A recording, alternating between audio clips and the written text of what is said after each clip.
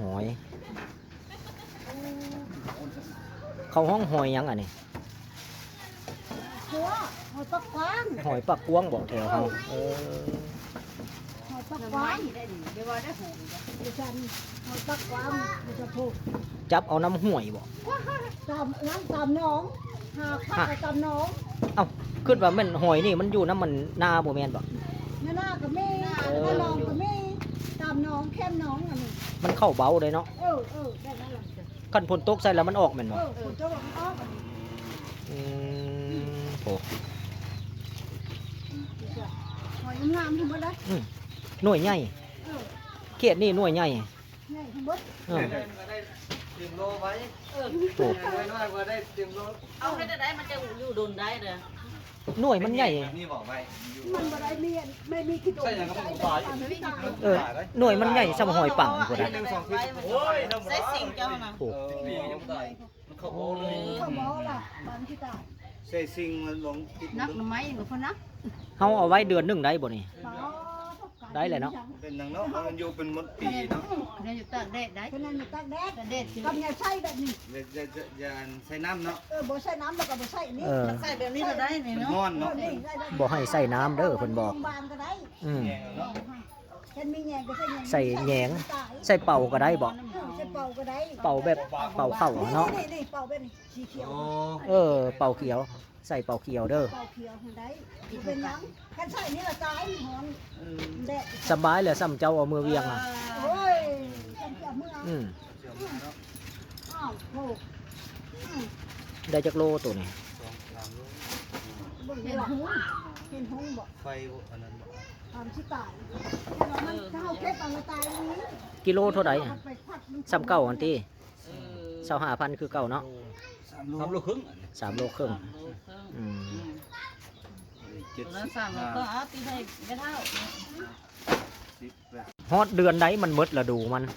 อยู่น้ำลายคุณเลย หอยอันนี้ ตลอดเลยตลอด เอา เลย ยังไปลอกกินเอามันปูน้ำแล้วกินเอา งานมันเฮ็ดงานน้ำลายกันเลยไปขึ้นเล่นมา เออ ถ่ายเดียวได้มัน ยามน้ำแกงขึ้นละการเอาบ่โอ้ โลกได้ปวดหัวไหม หักยันบ่แซ่บเท่าตอนมันออกเบาใหม่เนาะมันออกเบาใหม่แล้วมันสิแซ่บแม่นอ่า ใครเอาไปแล้วบดแล้ว เขาก็ว่าหลายคนว่ามันออกเบาใหม่แล้วแซ่บอืมมันออกไปลิ้นน้ำโดนแล้วมันก็บ่แซ่บได้บัดนี้ มันอย่าเข้า อืม เจ้าให้ไปเปลี่ยนเงินเอาเงินเจ้าบ่ไปเปลี่ยน หอยนา ไอ้เบิดกับบุญบุญเนี่ยมันไม่ได้จ่าย กิโลหนึ่ง25,000ราคาทางบ้านเด้อผู้ใดสนใจ 2 โล ติดต่อมาส่งได้ทุกสาขาทั่วประเทศ 3 ลูกปลายเลย3 โลได้บุกขึ้น อืม 3 ลูก 3 โล 3 3 โล 3 กันได้เนาะ กิโล25,000 ง่ายๆกันยิงน้อยเนาะมันตายแล้ว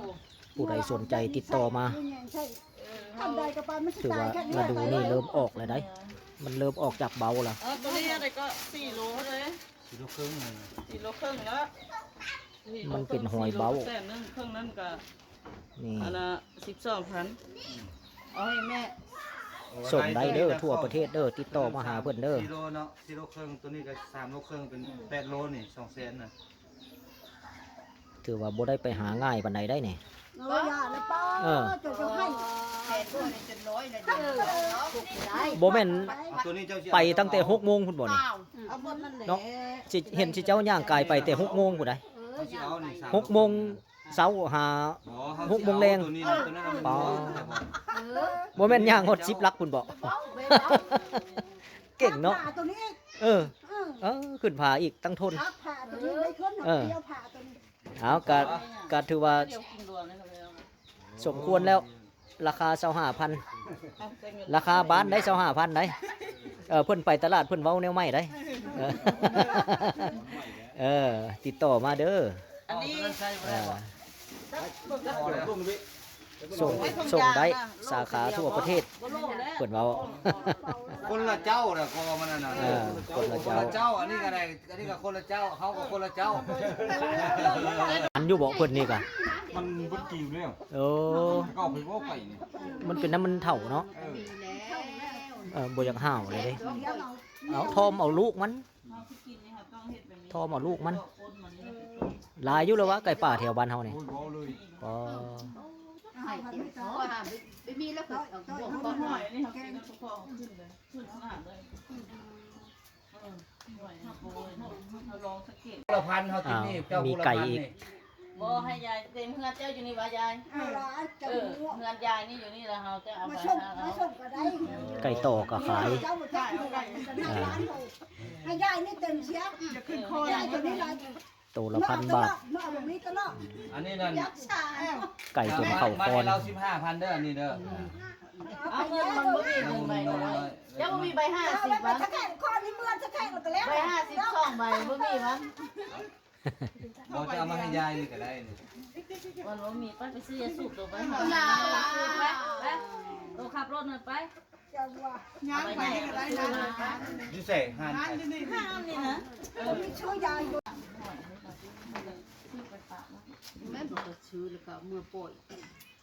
บางคนเขาก็เลี้ยงท้องเขาบ่เลี้ยงเลยเลี้ยงแต่ท้องอ้าวเมื่อป่วยดีกัน เอ้าหอยอันนี้เลี้ยงใส่หนอมันก็ออกลูกบ่ เดี๋ยวมันแหละ ฟ้าเป็นเจ้าโอ้ย ไข่มันบ่อันนี้ว่ะ มันยำเขาบ่เลย โอ้ ก็บ่ได้นี่ว่าไปเอาน้ำเจ้าคืนนี่เนาะ โอ้ปีหน้าสิแตงนองก่อน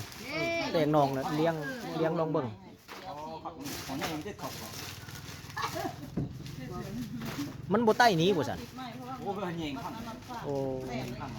ผมก็ไต่เนาะผมตกมาไต่เลย มัน เอาตีนั่นก็ไม่รู้4โลเอาออก ตัวซ้ำอาหาร สบายเลย 3 โลครึ่ง3 โลครึ่ง สำเงินให้สำเงินเติม 3,000 บัตรให้หลานสาวเล่นเกมนี่ 75 เออขายหอยโอ้ยได้ได้มื้อละ2-3 แสน อันนี้ก็85นะ เออ